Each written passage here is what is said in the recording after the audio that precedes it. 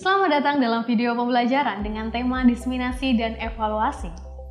Pada video kali ini, kita akan membahas terkait apa itu diseminasi dan apa itu evaluasi yang sesuai dengan kerangka Generic Statistical Business Process Model atau GSBPM, di mana GSBPM didefinisikan sebagai sekumpulan proses bisnis yang dibutuhkan dalam menghasilkan statistik resmi atau official statistics.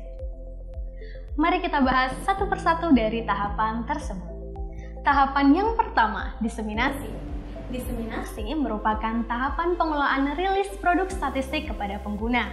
Tahapan ini mencakup semua kegiatan yang berkaitan dengan penyusunan dan penerbitan berbagai produk statistik, baik dalam bentuk statis maupun dinamis melalui berbagai media publisitas. Diseminasi bertujuan untuk mendukung pengguna dalam mengakses dan menggunakan produk statistik yang dirilis oleh penyelenggara kegiatan statistik, atau dalam hal ini adalah organisasi perangkat daerah. Tahapan diseminasi terdiri dari 5 subtahapan, yaitu tahapan yang pertama adalah sinkronisasi data dan juga metadata, tahapan yang kedua menghasilkan produk diseminasi, tahapan yang ketiga manajemen rilis produk diseminasi, tahapan yang keempat mempromosikan produk diseminasi, dan tahapan yang kelima adalah manajemen pengguna. Mari kita bahas satu persatu subtahapan dalam tahapan diseminasi.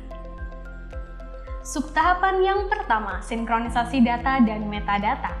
Subtahapan ini bertujuan untuk mengelola data dan metadata agar siap didiseminasikan.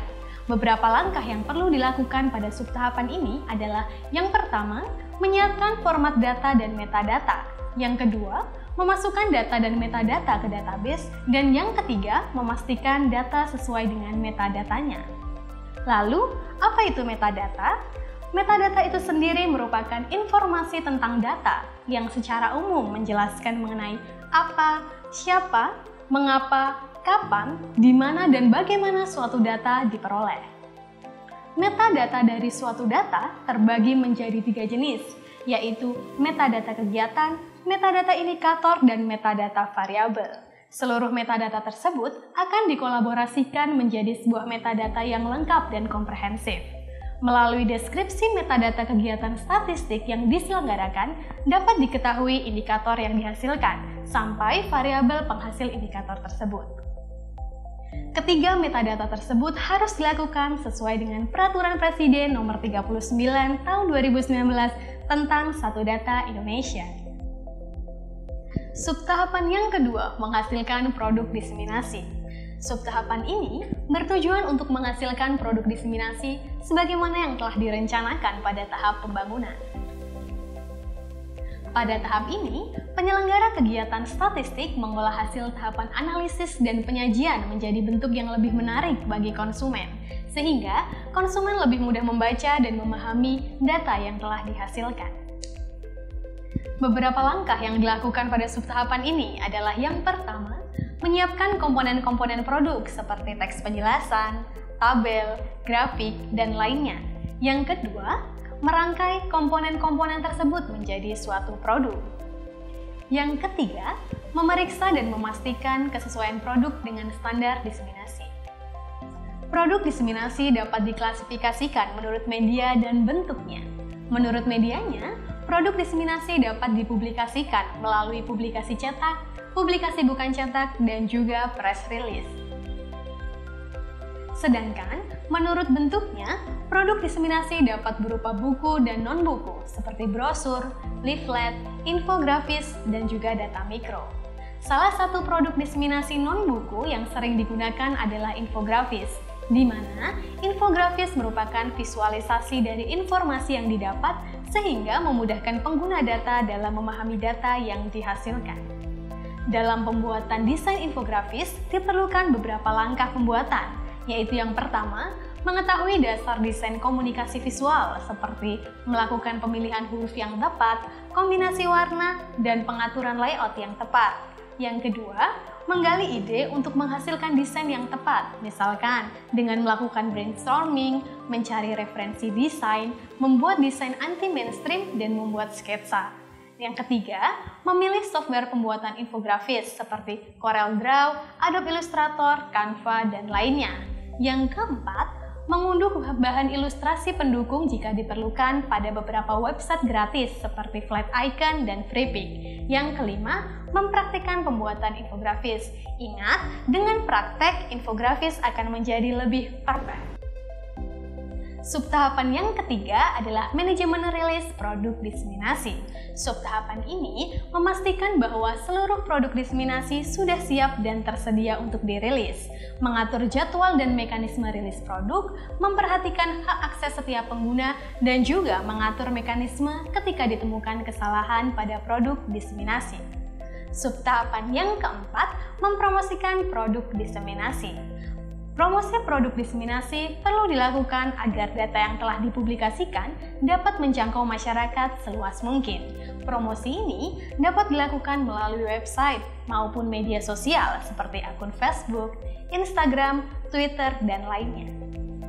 Subtahapan yang kelima, manajemen pengguna.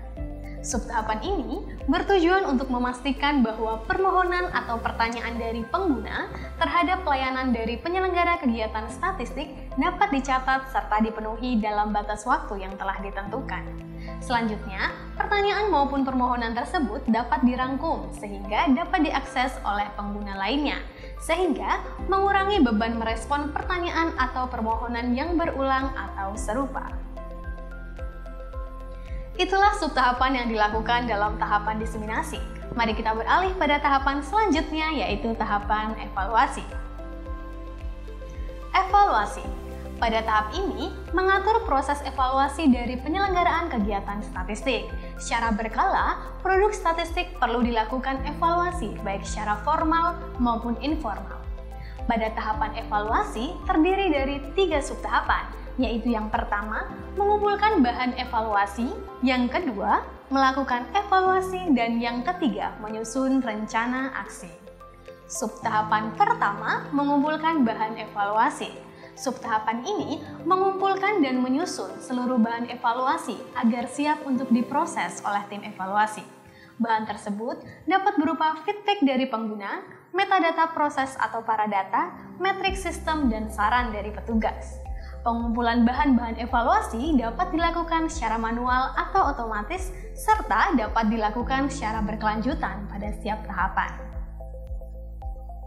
Subtahapan yang kedua, melakukan evaluasi. Setelah bahan evaluasi dikumpulkan, bahan tersebut dianalisis dan disusun menjadi laporan evaluasi. Evaluasi dapat dilakukan pada akhir seluruh tahapan atau selama pelaksanaan masing-masing tahapan. Subtahapan yang ketiga yaitu menyusun rencana aksi. Subtahapan ini juga bertujuan untuk membentuk dan menyepakati rencana aksi atau action plan yang dihasilkan dari laporan evaluasi. Dampak yang terjadi tersebut dapat memberikan masukan untuk evaluasi di masa depan.